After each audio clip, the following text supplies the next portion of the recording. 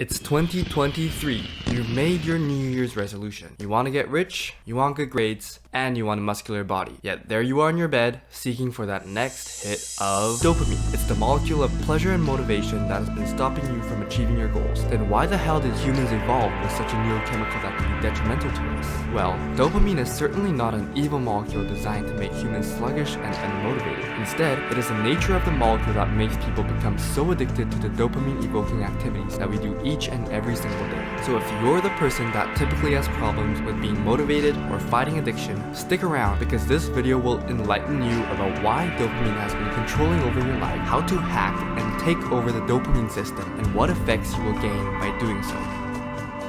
So many of you might have heard that dopamine is a molecule of pleasure and motivation. Although this is true, this leads to a common misconception that the more dopamine, the better. This is not entirely true because dopamine is a very complex neurotransmitter that cannot be described as black and white. Let me explain to you a little more on dopamine, because once you understand this, you will gain the ability to hack yourself out of inertia. The effect of dopamine not only depends on how big your dopamine level currently is, but it also depends on your previous dopamine levels. Basically, if you were to smoke a cigarette after you got dumped by your girlfriend, the cigarette will genuinely release more dopamine than if you were to smoke it after sex. And in case you're not fascinated yet, let's delve deeper into neuroscience. The reason why dopamine increases motivation is because dopamine stimulates the sympathetic nervous system, which is responsible for responding to stress and increasing alertness. So whenever we pursue a dopamine-evoking activity, your brain says, get ready because we're gonna do some fun shit. However, this is impermanent, and what's crucial to know is that not only does the dopamine level fall back down after the spike, it drops further below the baseline that was before you pursued the activity.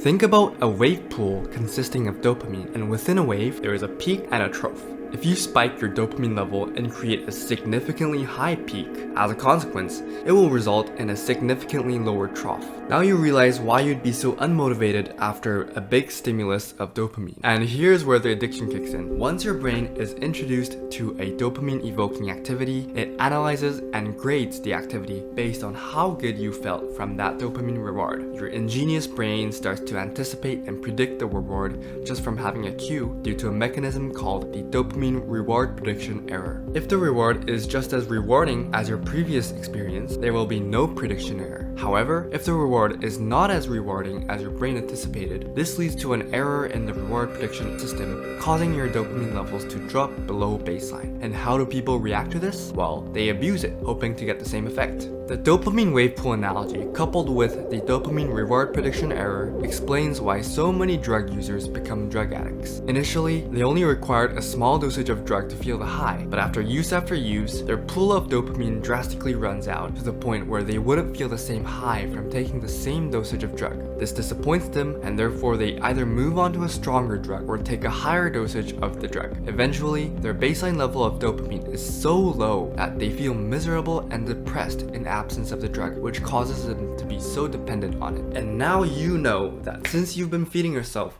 with so many peaks, your baseline level of dopamine would be very depleted, which is causing you the lack of motivation and the pleasure from pursuing normal activities. But don't worry too much, because fortunately, you have the option to replenish your dopamine system. And yes, the answer is dopamine detox. So what you need to do in order to do a dopamine detox is strictly adhere to the following rules. Number 1, quit social media. This includes Instagram, Facebook, Twitter, Snapchat, etc.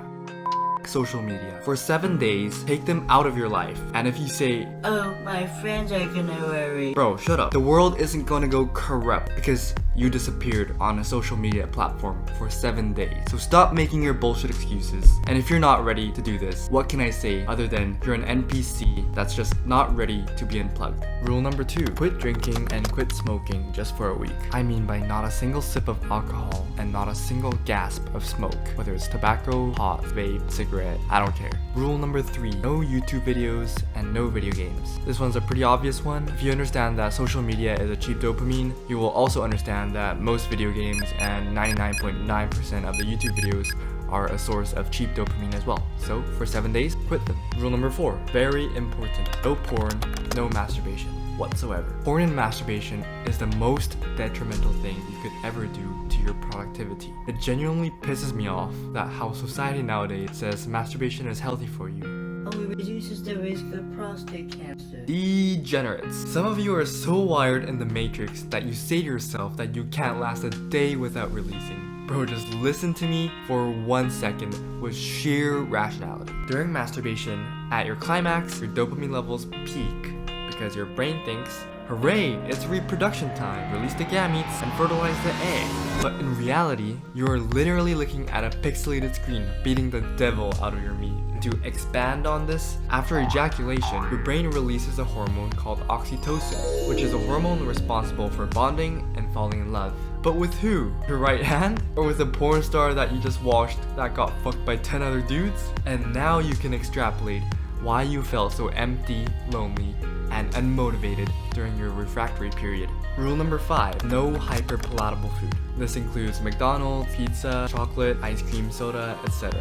Take this time to really detox your body from the processed, sugary, oily foods and try to eat as healthy as you can. I'm not telling you to start eating green stuff. Just cook at home, eat a lot of eggs, beef, chicken, fruits, and unprocessed food. And finally, before we move on to the last rule, brother, if you believe that I deserve a pinch of your dopamine for making this video, smash the like button because it will really support my channel growth. Also, I do reply to every single comment, so if you have tried the dopamine detox, share your experience, what worked best and what didn't work so well to me and your fellow comrades in the comment section below. Now, you may feel skeptical of this one. Rule number 6 is to take cold showers. Deliberate cold exposure is the best way you can give healthy stress to your body and evoke healthy dopamine. As I said earlier, the sympathetic nervous system that is responsible for stress is also associated with the release of dopamine. By taking cold showers, you are basically training your resilience to uncomfortable situations, and they say that the key to discipline is to get comfortable with being uncomfortable. From incorporating this tool into my dopamine detox, it elicited the most significant boost of effect I got from the detox. At first, this can be quite painful, so start off from taking a regular hot shower, and during the last minute of your shower,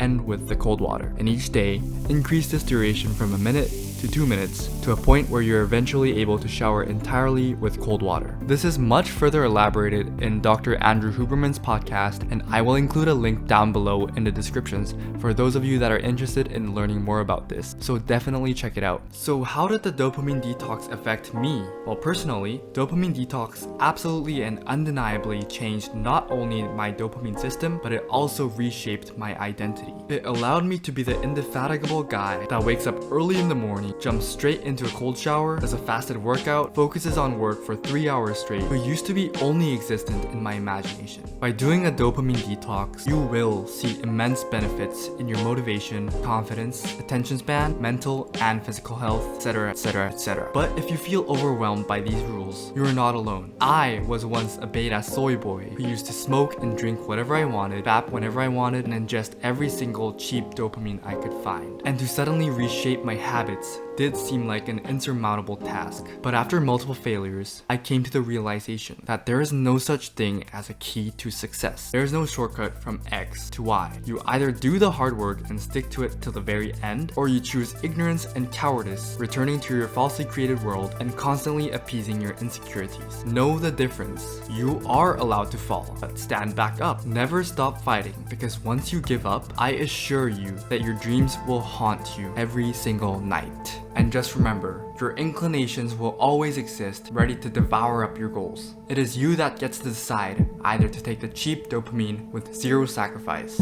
or take the luxurious, gold-plated dopamine by giving it all your mighty endeavor.